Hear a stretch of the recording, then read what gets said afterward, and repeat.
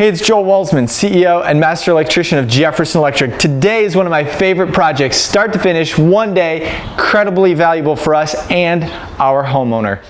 We're going to talk you through overhead electric power to a structure, electric vehicle charging, electric vehicle accessories, and woodshop outlets, and the incredible value that you can deliver to your customer. There are going to be a ton more of these coming down the road, not less. Let's go, get on board.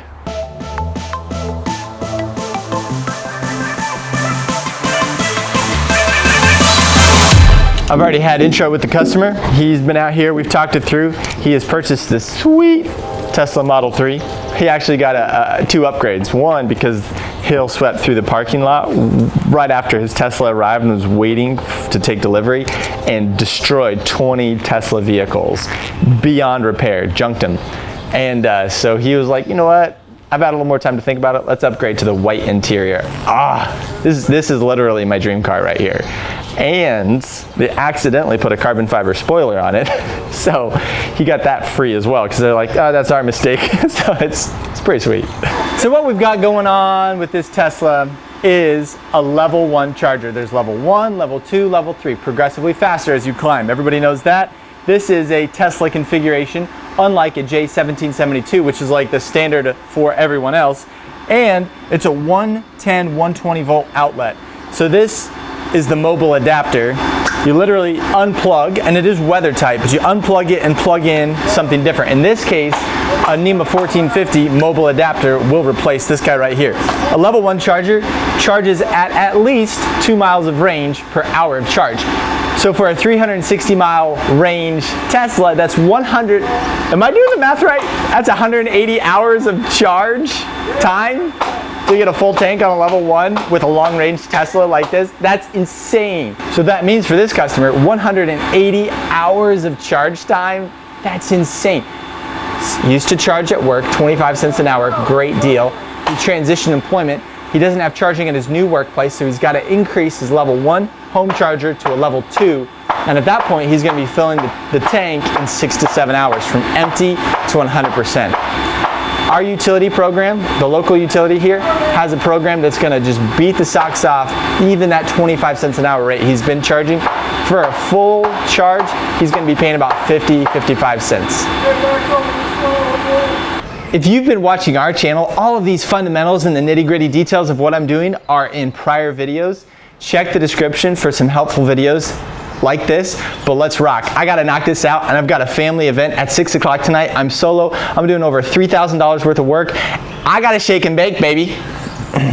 Guys, it wasn't my idea. I didn't invent it. But this is my upholstery. It's magnetic, right? I really love it. And we utilize it to find, whoop, there it is. That's where my drywall screw is, so I know where my stud is. I need 14.5 inches clear, so there should be something about here. Oh, there it is. Just make sure I've got a 14.5 approximate stud bay before I cut that open. And one thing I did is I need my meter base on the outside to be at least 2 feet off the corner. That's utility requirement. So I need to make sure that the stud bay that I select to slice open and perform surgery on is going to allow me my meter base on the outside, 1, to clear the fence. Edge of the fence is right here.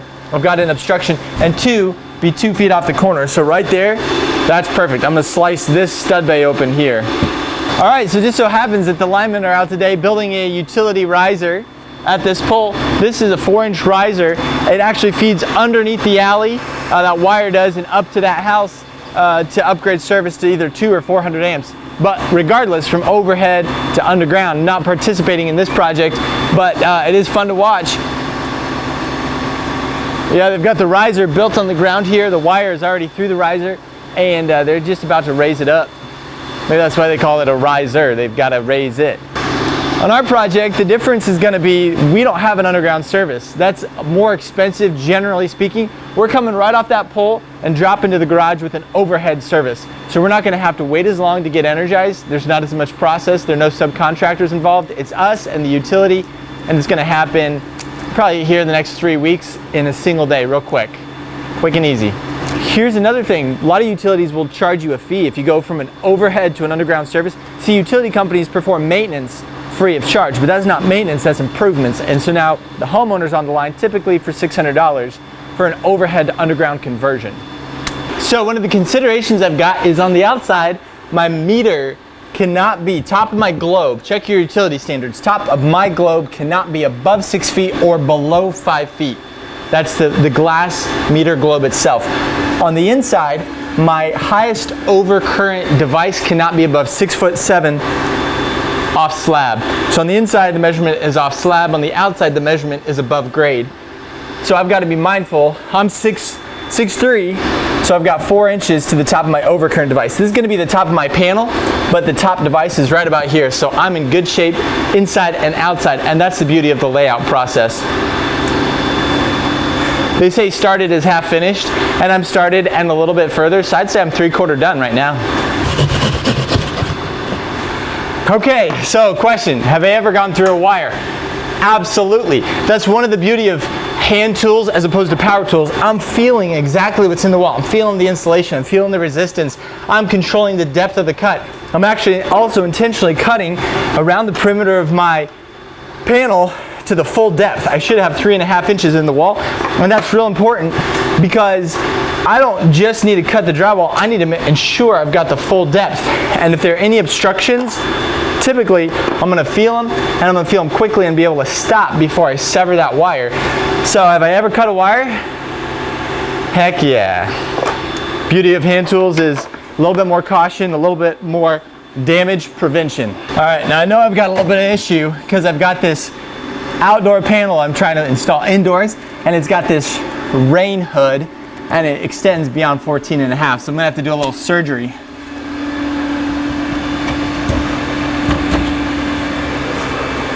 Ooh, it's pretty close though. Here's the other deal. The hinge is built in right here, so I'm not gonna be able to get a total flush fit either. Man, I'm barely off though. I want to take just a little bit off each side. That way there's not a big gap on either side.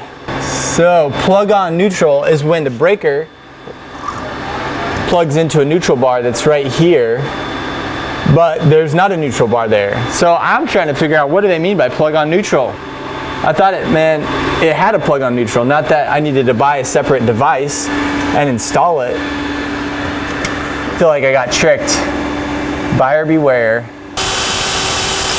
I love the location here because it came out in the middle of a lap, and that's going to make caulking it that much cleaner as opposed to straddling a lap. So it's beautiful and clean. Using a carbide spider hole saw bit, these things will eat through stuff like that hardy plank and the shingles on the roof when we drill that hole forever. These things are so durable. They're a little bit violent, and they're not great for drilling metal cabinets because they've got so few teeth. It'll really shake you around and beat things up. But man, for this, solid product like the OSB, beautiful.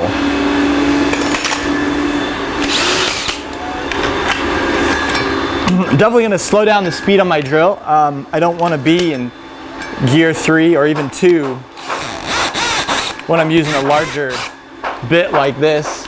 And to avoid having to pull the panel back out, I'm just gonna drill from the outside in since I've got a hole that goes through.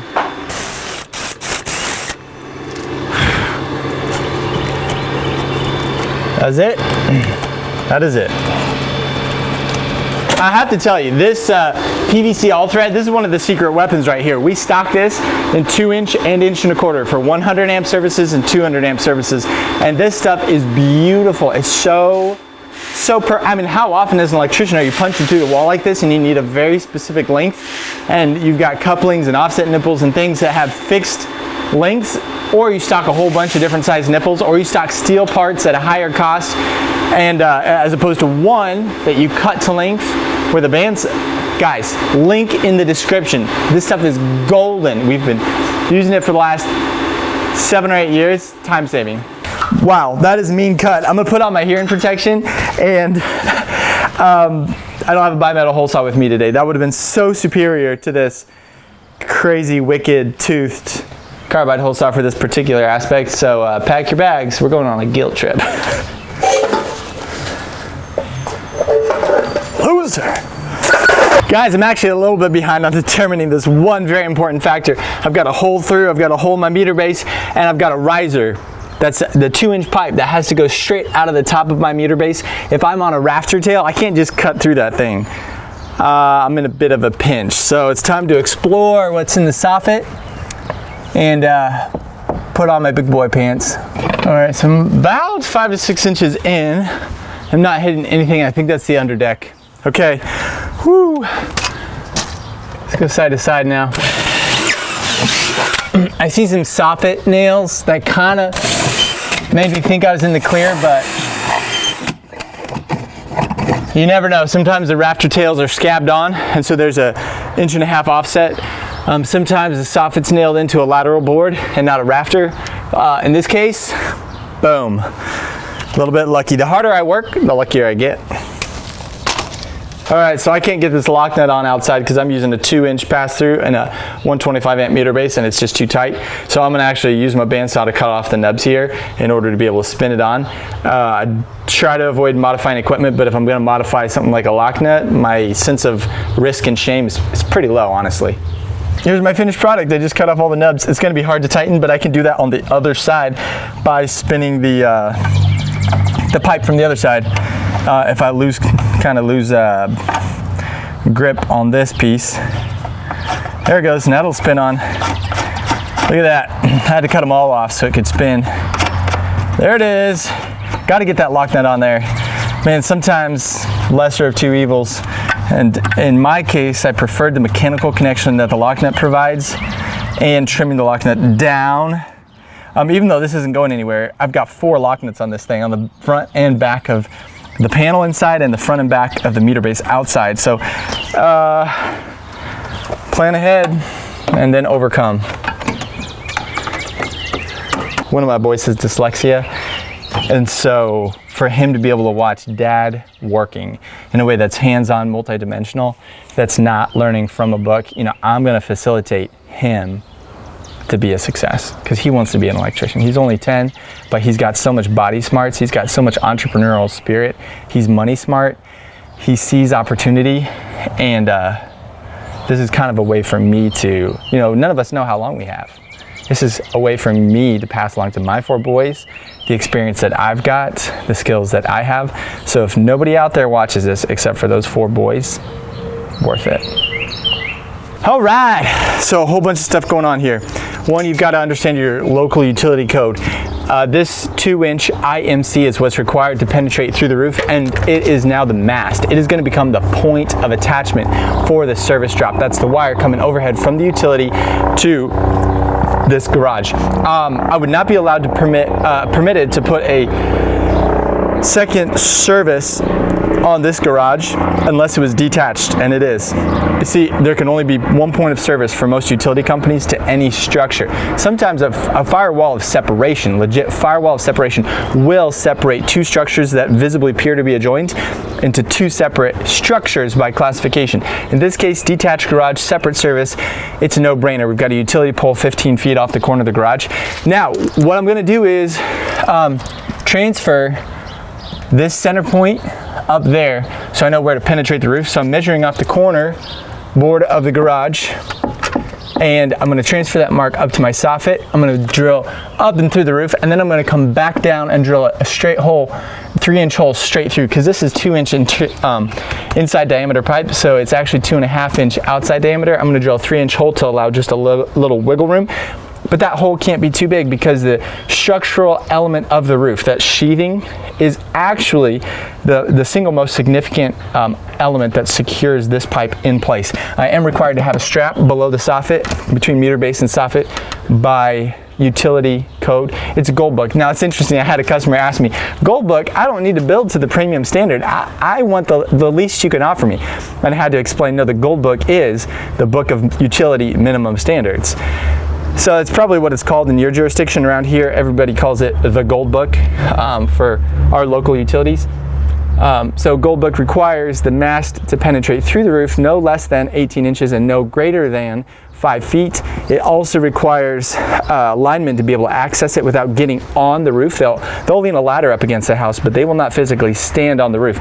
So there's a bunch of codes and regs around that, 4 or 5 different very relevant sheets of data and specs in the Gold Book relevant to this service right here. And if you get off on one point, chances are they ain't gonna hook you up. Have you ever been shocked? I've been zapped, but the bucket is insulated, but in a storm, when you're wet, you have your rubber gloves and sleeves on, you touch the high voltage line, which is like 7,620 volts, you can see the blue streaks going. It looks like little lightning going up and down. But yes, I have. Wow. And you say an average utility within a metro area of over 1 million people, you're saying about a lineman a year dies in the line of duty. I don't know what the dies around here, but there's a lot of them that get hurt, seriously. So I think I've known like 6 people that have lost limbs. It's been almost 37 years now. Wow. It's easy to do if you're not careful. When we get shocked, and I've been shocked plenty of times, it's like, ouch! But man, when you guys get shocked, somebody gets liquefied. Like, it's next level. The worst thing is when you get in between, like if you pick up load through you, that's more than an ouch. Yeah. So you got to be careful on that. Just touching something, you'll feel it, and you can back off. If you grab a hot wire, and then in between the load, your whole body's picking up that current. And that's usually what I've heard when guys get in real trouble. It's when they're like on a metal lift, uninsulated, and they reach up and they're exposed conductors, and it comes as a total surprise. It's 277. It grabs them, seizes them up, and they can't let go until somebody sees them and comes and knocks them loose. You know, overrides control of the lift, brings it down, and they literally just fall loose of the connection.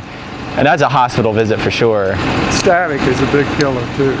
People don't realize, but you can kill a line, like a tower line, and when it's de-energized, in a matter of minutes, it can build up so much static. If you're grounded and touch it, it'll kill you.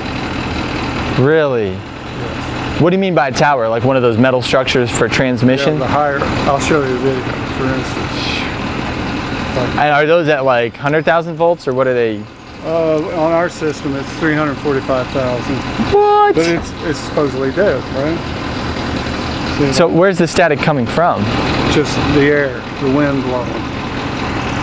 So, no way! So if you took a line and you ran it to the end of the block and you insulated it, and if the wind was blowing, you could touch it. It'd be like rubbing your feet across the carpet, touching it, and you'd get zapped.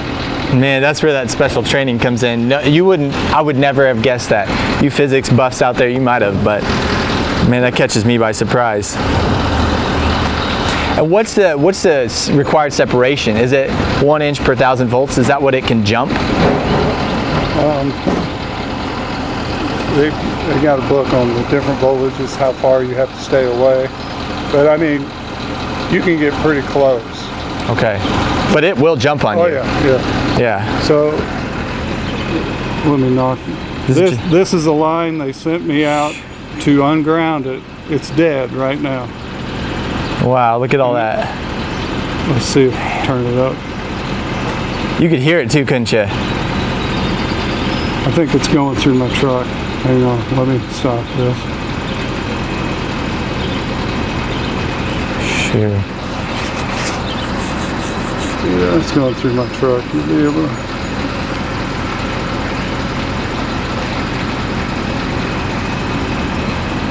The volume. Oh yeah. Wicked. That line was dead, and it built up static that fast from when I took it off. Play it again. He puts it back on. How do you work on that? Well, you have to have it grounded. Okay, so you maintain a ground and it's discharging perpetually into the earth, so you can then work on it. As soon as you take it off, that static will build up. This line is from so substation there Shelbyville Road, and it goes all the way. I think this one went to Martinsville. So just that. And what was that voltage? This was a 138,000 line. So when we say low voltage, high voltage, we mean 12 volts, 240 volts, maybe 480, maybe 600. When they say low voltage, they mean everything below 600. Everything below 600 volts is their low voltage, and high voltage is everything above. Is there another category? Medium voltage? No. No. No. Wild. All right, so I'm not getting on the roof. I don't endorse my electricians to get on the roof, and they really shouldn't have to because the utility company needs to service the installation without getting on the roof themselves. So that means everything's within reach of the gutter. If you are getting on a roof, I endorse safety tie-offs and proper attachments and setting your ladder up so it's at least 3 feet above the roof line, the point of connection, and then also securing it with a ladder lock. Love those things. So now I've got to penetrate the roof and flash this installation off, get the pipe, the riser, the masthead through the roof. So I've got a point that I drilled from the bottom up. All right, so I've got a few tips and tricks here. One, the asphalt shingles are really going to burn through your bimetal hole saw fast, so I highly recommend carbide or taking a utility knife and cutting away the shingles to the extent that you're able. All 2 or 3 layers that you're going to encounter. See, at the edge of the roof here, there's a starter strip, so you probably have 2 layers of shingles everywhere. And then your roof boot's going to cover it real generously, and I'll show you how to put that in. I'm not a roofer, but I think I'm pretty close to okay on this. So you can be real generous with your hole on the top side, and then you got to be more precise on the bottom side and get that dialed in. So I'll probably end up kind of re-drilling this again and getting it dialed in down below, because that soffit, there will be nothing to hide it. It's going to be what it is. It's going to be fully visible, and that's those little aesthetic details. Man, the homeowners really pay attention to that, as they should. It's they're looking for signs of workmanship, verifiable signs of good workmanship, and they can't evaluate the code. They don't know it. It's complicated, but they can tell if you're respecting their property and dotting the I's, crossing the T's. And it's usually for them, it comes down to the aesthetics and the personal courtesy. It's things like punctuality. It's the things like using their name, or at least ma'am and sir. I prefer first names, something that's more warm. One of our core values is relationship, so I invite customers into that first name basis relationship. I'm the company owner, and I don't want you to just be a metric on a profit loss statement. I want you to be someone who feels like you have an advocate in energy. First name basis. Guys, we nailed it. This can be one of the hardest elements of the entire job. Sometimes there's 2 feet between rooftop and soffit, depending on pitch of the roof and how it's framed. And the roof could be at a very steep pitch. If your roof is too steep, then you've got to get a special roof boot. This roof boot does not, man, I don't see a pitch limitation. It's got some indicators on it that I cannot read. But it's for 1.5 inch, 2 inch, 3 inch, all flash, no caulk flashing. But if you have a steep roof, you got to have a steep roof boot to accommodate the roof. So this is almost at the max of this roof boot. So it's it can get pretty tricky sometimes, pretty darn tricky for an electrician to. And you've got to have extensions on your drill. You've got to dial it in. You've got to level up your drill bit to get it true right down through the roof without having a big, massive, yucky 4-inch hole on either side. Like, I've really seen good electricians struggle at this point. So be careful when you're sliding your roof boot over the cut end of the pipe, and it could be sharp on the outside, and that is the water seal right there. That's a no caulk water seal. If you get a nick in that, particularly on the inside, you're going to have water infiltration. So that's what we're looking at, and now it's time to flash it in. I'm actually noticing the roof boot over there. That is an improperly installed roof boot, but that is so common for electricians. That's asking for water infiltration. Check it out. So this is not a video on how to install roof boots. Man, you guys can criticize all day long, or watch your tonality there in the comments. We're not going on a guilt trip today, but we could, you can drop some comments. So what I'm doing is I'm marking on either side the top edge of this boot, and then I'm also gonna mark the sides, because I'm gonna cut the shingles. This black Sharpie doesn't show up great. Our solar crews use a yellow crayon. Some people are mindful that yellow crayon is difficult to wash off. and sometimes those marks remain too long on the roof, but it does show up really nicely, and it's a very low-cost product. So I've got the outline marked. I am actually going to mark the bottom side as well. All right, I know what I'm up against. Man, I've seen roofers really just lace these things in beautifully. I'm not going to do a phenomenal job like this, but I'm going to do good enough to keep the leak out, I think. And we've never had a callback because of rot or leakage. All right, man, everything's lining up. We're going to be out of here by snack time, at least tea time. I'm going to twist this pipe righty-tighty right into that hub. I no-locks all my outdoor ferrous metal connections, so man, we're going to drive right into that. The Mini fits. That's always something to check. You might need to, in some cases, set your Mini out, depending on what the level of this pipe is front to back, or might need to remove the Mini and use a strap instead. So I'm really happy with how everything's lining up, and now I'm just going to crank on it up here, get it tightened down. All right, so what I'm going to do is position the P-knob so that it's the direction that the wire is coming from. If I position it straight, there could be enough tension on that wire and the wind and the ice to move it and start loosening things up. And then I'm going to position the Weatherhead straight out just for aesthetic reasons. But then also that wire is going to exit and clear the P-knob. I want the P-knob up high so that wiring connection stays high. So it's just little things. You're not going to get a failed inspection or anything like that, but you know, just a little bit of attentiveness to some extra details to make life better for the next guy, specifically the lineman who makes the connections. So I don't have a caulk gun. That's what I'm getting at. So I put this rain buster. Love this stuff to pieces.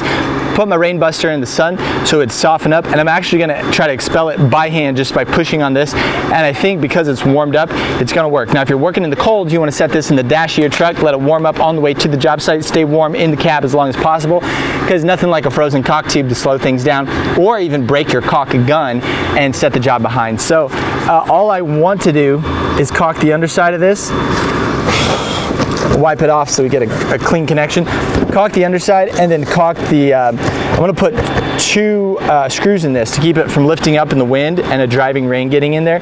So I'm going to caulk the underside, caulk the face of the screws, and that should work. All right, guys, do you prefer to clean up as you go or only clean up at the end? I'm going to tell you what I prefer. It's the clean up as you go within limitations. Can't get too eager about putting tools or materials away, but there is an element of maximizing your trips to and from the truck. And when you know, beyond the shadow of a doubt, that you're done with something, hauling it out to the truck while you've got a free hand. And sometimes that cleanup will surprise you at the end of the day when you're tired, you're tempted to compromise on something that's not a safety issue, and it's just cleanup, you know, but that's a huge part of the customer experience. So I like to do it as I go. You know, I might not remember to come back up and clean out the gutter. Might clog the gutter with these tags or electrical tape, something that's not going to decompose very quickly. And customers can evaluate the quality of your work. They will. And cleanup will rank in the criteria pretty high. All right, last little tidbit here. You've got to have the drip loop. If this wire comes out in such a way that when it gets rained on, the water runs down into the mast and the meter base, that will cause you to fail inspection. That's like the one major thing. So you see how the water comes out and it's nothing but downhill from there? That is exactly what we're looking for.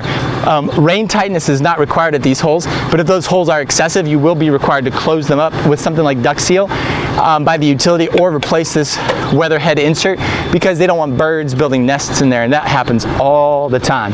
If that thing breaks out and that's wide open, that's a perfect heated bird's nest. All right, Jefferson Electric apprentices, I'm talking to you.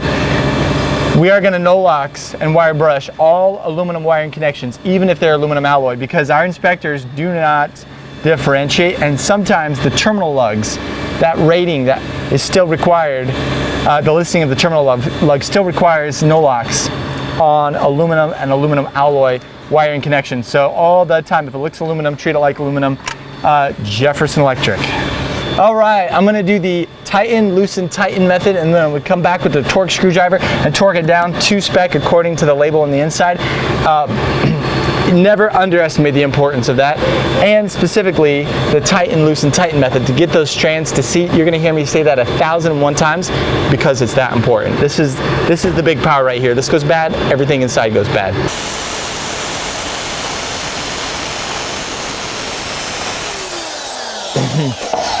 All right, what was I doing there? Well, with this on it, that's not a remodel box. That's in my way. That is designed to be mounted to the stud. I have no exposed studs. So I pulled the bracket all the way forward, sawed this off, and then I'm gonna be toenailing screws into this bracket, which there's a really tight, stout association there. So it's kind of unconventional, but we're gonna make it work to avoid a material run.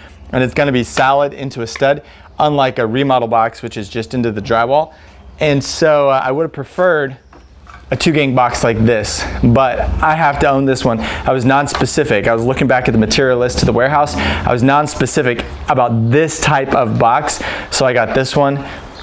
Field mod, as long as you don't compromise the integrity of the box. Some guys would say, nope, violate the UL listing, make a run to the hardware store, Don.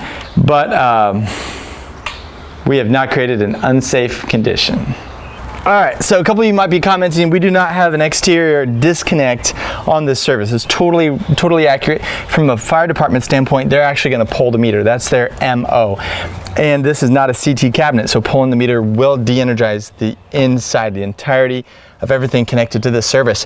Secondly, Indianapolis, the AHJ here, will allow no exterior disconnect if the disconnect is interior in a readily accessible location near the means of entry. In this case, you enter the garage, you take about 4 or 5 steps, and you're at the main breaker, which is main disconnect, either through the overhead or the walk door. It's in direct line of sight, it's within 50 feet, and it's unobstructed. So this one's gonna pass inspection. I don't have any worry about that, but it might be different in your area, so pay attention to your local codes and standards. All right, guys, you've seen me boogering around with ground rods in past videos.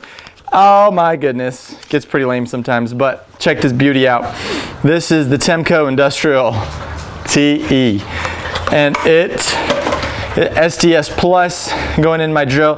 I'm not gonna get nearly as much power here as if I had brought the big boy, the SDS Max Milwaukee brushless M18, but essentially I'm gonna turn off rotary. I'm gonna put it on hammer alone.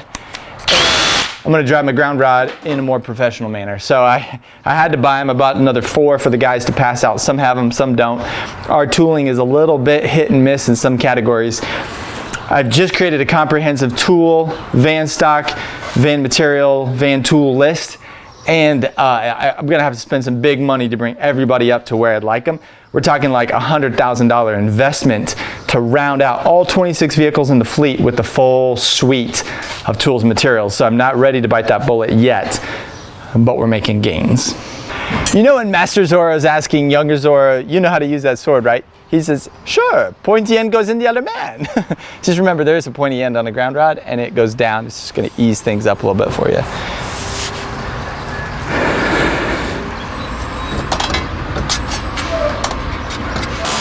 Man, a couple times it's hit something hard and stopped, but now it's going again. And I just want to comment that we do 811 call before you dig and have utilities marked before driving ground rods. It's a little bit of an administrative burden, but man, it beats penetrating a gas line. Right now we're installing the NEMA 1450 outlet. This is the most popular consumer choice for level 2 home charging, NEMA 1450. It is almost universally compatible across all chargers, Clipper Creek, ChargePoint, etc. In fact, I'd be surprised if there was an electric vehicle in America that couldn't charge off a NEMA 1450. I've never researched one, encountered one, bumped into one. Drop in the comments below if you know of one. We are also adding 2 20-amp dedicated outlets, GFCIs for woodshop equipment. And I'm adding this intentionally in the middle of the stud bay. The studs are right about like that. And so that I can drill through either one with a longer drill bit and try to eliminate drywall repair. Drywall repair is the responsibility of the customer on this job. He elected as such. So if I can add one here immediately on the other side of the stud, one there, and give them just a little bit of spacing out in case something's big and bulky, yet keeping it real clean, that's what I'm gonna do for them. One reason I'm not using power tooling for this, I've told you about the safety, you know, being able to feel what's in the wall. But if I'm using an oscillator, I'm kicking up dust, and I guarantee you I'm gonna have a fine layer of dust on the glass of that car that's visible to the homeowner when I'm done if I'm doing all these drywall cuts with power equipment. So caution, that's one of those things you're now paying for, you know, 30 bucks for a car wash. It's not the end of the day deal or anything, but you have to be cognizant. You have to approach the customer. If they need to call into the office later and complain, that's a bad look. Okay, so if this was gonna turn out a little bit different, what I was gonna do is take my DeWalt laser level. It's auto leveling. I was gonna slap it to its magnetic attachment to the track on the garage door. I was gonna shoot a line across here, and I was gonna make a nice and clean cut all the way down and all the way back, probably about 10 inches wide. Plenty of room to work, swing a hammer, and plenty of strength to a piece of drywall that size so that it doesn't fall apart when you're trying to take it out and put it back. But in this case, I'm gonna fish the wire, I'm gonna keep it clean, I'm gonna save the homeowner some bucks in the form of repairs. I'm just checking each side of the stud since I can reach them, make sure that there's nothing I'm gonna hit. This stud and this stud are clean and clear, so it's time to run some wire, drill some holes, run some wire, terminate devices. Bam! Okay, this is a trick worth mentioning. See, I've got a hole, I've got an opening, I need to fish my conductor up.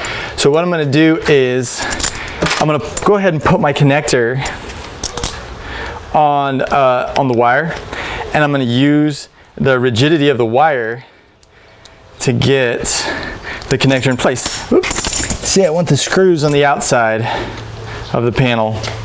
I don't know that it's a violation to put the screws on the inside, but there is some unnecessary congestion. But because I'm fishing, I've got no access. So I want about that much wire in the panel. It's plenty to make terminations. I'm gonna go ahead and tighten it down right there. You can use this trick for any type of cable you're using, SCR, MC, tray, Romex, and M, UF. So you're gonna go ahead and tighten it up. Don't death grip it. You just want it to be tight enough that it doesn't slide. All right, let's straighten it up. So I've got a little bit more knowledge about how it's sliding up the wall. I gotta punch through the insulation. I see it right there, back off. Put my finger on the end and slide it in. All right, right there can save you 20, 30 minutes of frustration at times. Because we're fishing the wire and we have a panel that's clean and clear, I'm not going to strip the wire until I get it in. I've got beautiful access to it. There's no reason to have, you know, 3 or 4 conductors that are trying to fall apart just to have to tape them up in order to get them through a tight spot. So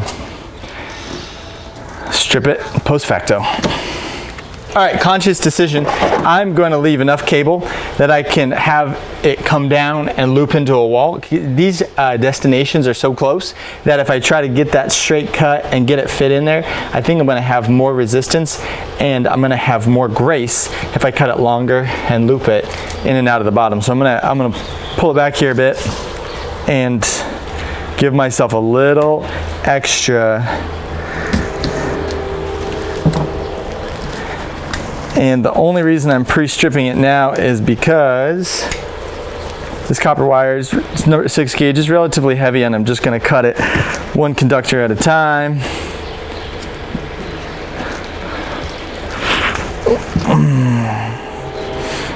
With my old diagonals. When I'm wiring up a large device, I like to bring it in the edge. That gives you a little bit more loop-de-loop coming into your device. When you're in the center, you got to kind of have to bend, and it's more constraining because the device will sit right in the center. So coming in the edge, there's obvious space. Okay, so best practice, and I just forgot to do it, is remove 1 shovelful of dirt first. Keep the turf intact. Drive the ground rod right down into the middle of that so you have a nice basin, if you will, to be able to access the ground rod clamp. And I don't know why I didn't think of it now, just brain fart. So in our jurisdiction, there's no requirement on how deep that ground rod or grounding electrode conductor, the 6 gauge copper wire, is buried. It just needs to be protected. So we really just want it deep enough that it's not going to work its way back up. So about 4 inches is going to do the trick. So ground rod is connected. Don't death grip it. It will break. It's only brass. And the ground, that's the football clamp, will break. The ground rod is steel core with a copper conductive jacket. So then you just get that ground wire down in there and backfill. Done. Grounding electrode conductors, aka ground wires, should be continuous unless they've got like CAD weld, irreversible crimp. We're going the easy route and doing continuous. So one length of wire stretching between ground rods and up to point of termination. So I'm going to consider it protected where it's in the rock bed and under the fence, because I don't think it's going to get weed whacked off there. It's going to closely follow the building's surface, and it's going to go up right there.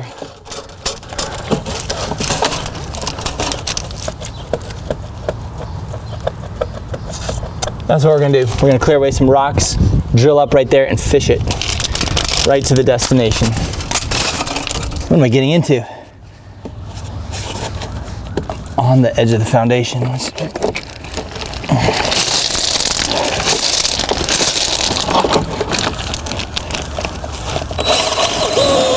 All right, so we've got 2 options, and I'm prepared for the second option, which is external 1/2 or 3/4 inch Schedule 80 PVC. I've got the parts, but I'd like to keep it clean. If we can not have one accessory conduit right there, I'm in. Count me in. So I'm gonna back my bit off. I'm only gonna chuck up here, which I hope I don't snap that weak spot off. Let's try it. I just picked up another inch or more. We're gonna try it one more time. I'm gonna keep track of where I'm going. I'm willing to give it the old college try for a customer, whether they know it or not. And usually what we say is, when you do a little extra for a customer, just let them know. Don't be proud, don't be boastful, but you got to bank points with people from time to time, because sometimes you need to call on those points a little bit. So just tactfully let them know about extra efforts and be the hero with all humility and modesty.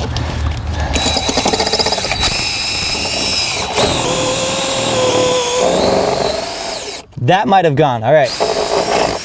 Right there. Right at the little bit of mud.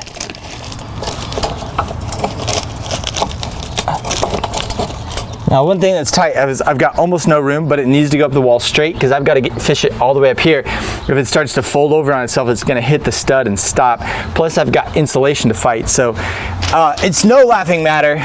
I do have my hole is on this side of the stud cavity, so I do want to cheat this direction, and that's how it's going to play out down here. That worked beautifully. This bottom lip is open and clear, so that ground wire just popped right up in there. Pull it on the other side, and that hole is about here. So that ground wire is about like this, and then it's underneath the fence. Everything looks just right. Outside's real clean. That's one less penetration through the siding. I got to play in the dirt for a little bit, just like a kid, just like a little baby, and I'm all good. 2 things real quick. Besides quality of wire and connection, size of wire, I highly recommend not using the $10 Lowe's version, but using the $80 Leviton or Hubble version. Tesla specs a heavy duty. It's about number of insertions. These things weigh twice as much as the cheapies, and they're probably 4 times as good. Also, ground prong upside, and that way the cord will hang right. It's a 90-degree cord, ground prong up. Here's one of the things that you always want to do. It is code. Very few electricians actually do this. Is put in draft stop. Pink fiberglass insulation without the paper backing, or duct seal are both acceptable methods. It has to be something that's not going to damage the wire insulation. A lot of people will use spray foam, but there's contention out there about what that's going to do to the wire jacket, what those chemicals are going to do over time. And the reason for this method and practice is to prevent the mixing of hot and cold air. See, this is a workshop out here, and if there's a heater plugged in here, when it gets nice and toasty, 75 degrees in the dead of winter, there could be an 80-degree differential between inside and outside.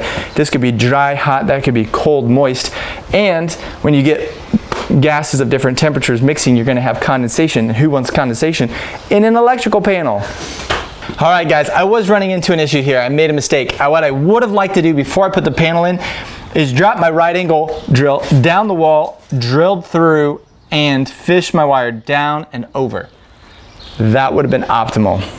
Okay, I missed my opportunity. I busted out a 1-inch knockout here. I am running an 1.25" bit through there. That's a wood bit. The reason is this 1.25" knockout is actually 1 3/8 diameter. That's a 1-inch nominal trade side. So it's 1 3/8 diameter. So I'm gonna run this bit through here and then watch what I'm about to do. You guys, I think you're gonna like this. Because you absolutely have to use a connector. No shortcuts, use the connector. Watch this, watch this. Low speed.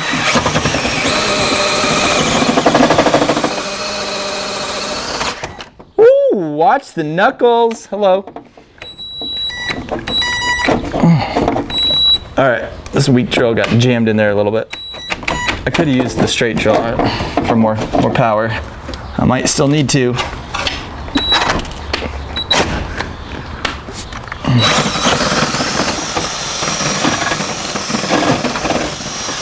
All right, nice hole through there. All right, watch this. Can put 2 wires through 1 connector, no problem. I'm gonna get the right amount of length on those. Boom, that's it. I'm gonna pre-snug it down just like we used the trick over here.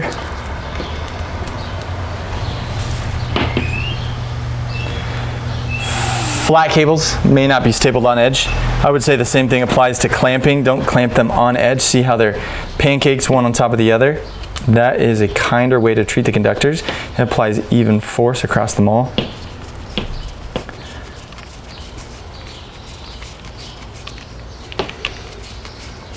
All right, not death grip. Cut off the screws, so I've got a sleek, lean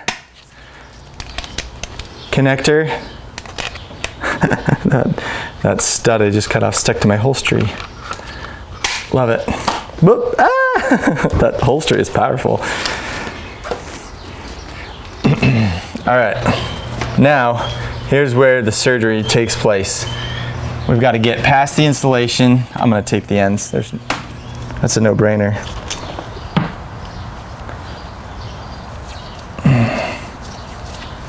Watch this, it's about to happen. Put the tape back on the toggle. Orientation goes like this, not this, and I'm gonna slip it in there.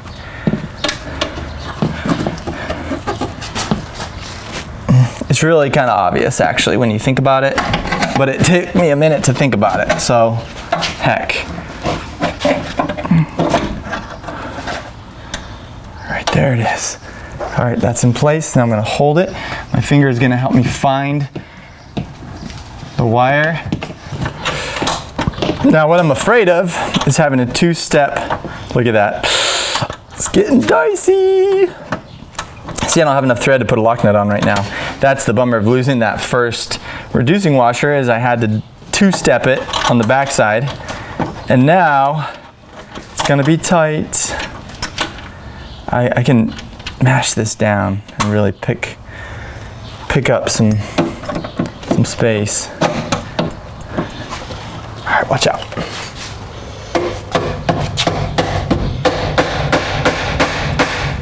That's gonna help.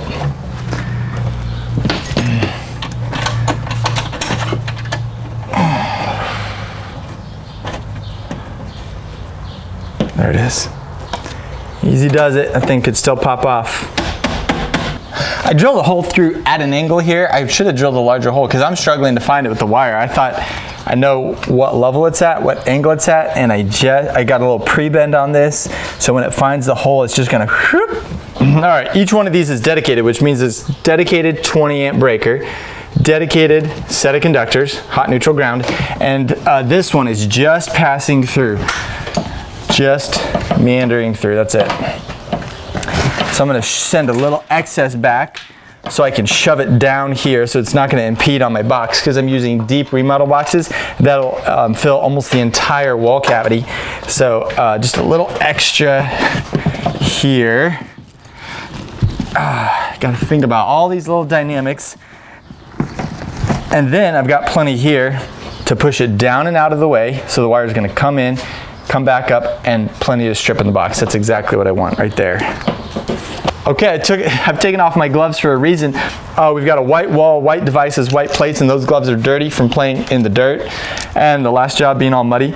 So I'm going to cautiously use my tooling to avoid cuts to the hand. You know, eye injuries, very mild, but eye injuries nonetheless, usually from flying shards of dirt, dust, debris, wood, metal, and cuts to the hand are two of the recurring issues that we've had, if any, at Jefferson Electric. Our EMR is extremely good, but we're trying to get it below 80, and that's the employer modification rate. That means how do we rate on safety issues in contrast to our peers. So anything less than a 1 it means you're better than average. 1 is average, so a 0.82 last time I checked is where we're sitting, so that means we're substantially better than average. And one of the things that does for you is it unlocks project opportunity. Some contractors will not look at you, particularly on larger commercial projects where safety is first priority. They will not look at you if your EMR is above a 1. That means you're a greater hazard than the average contractor. So watch that EMR. Be careful what and how and when you report. Make sure it's OSHA compliant, compliant with your state and local codes and standards. But our EMR is pretty darn good. So all that to say, I'm taking my gloves off to keep the wall clean, but I'm not at risk of cuts and lacerations. It's good to wrap up a job. Guys, I'm going to tell you some things here real quick. Before I torque this down, I've already labeled the panel cover. I'm going to put it on. I'm going to shop vac this dust out, shop vac the floor, leave this neat and tidy. This customer was a referral from a customer 2 doors down. Both had the same project done. It's a phenomenally tidy little project. If you think you're going to be in the home for 2 years or more and you drive 12,000 miles a year like the average American, your ROI, boom, is paid for itself, and now you're cruising on cheap energy. But let me tell you what, the service installation like this, depending on your area, cost of living is low in Indianapolis. That means cost of labor, cost of, everything is low, but you're going to be probably just a little bit south of $2,000 for installation of this. You're going to be probably in the $400 to $500 range. We're talking labor and materials all in for the installation of this EV plug down here. The service installation is going to include your permit and self-certification tax, so that's wrapped in. So let's say you're at $2,500, you're at another $50 to $100 for the installation of this product and labor. These additional plugs, you might be at anywhere from $100 to $300 a piece. Wide range of pricing, and I'm just gonna give you a tip here. Is over a $3,000 day, comfortably. You've got your surge protection, you've got termination of breakers, so a lot of ways to slice and dice the pricing on this job.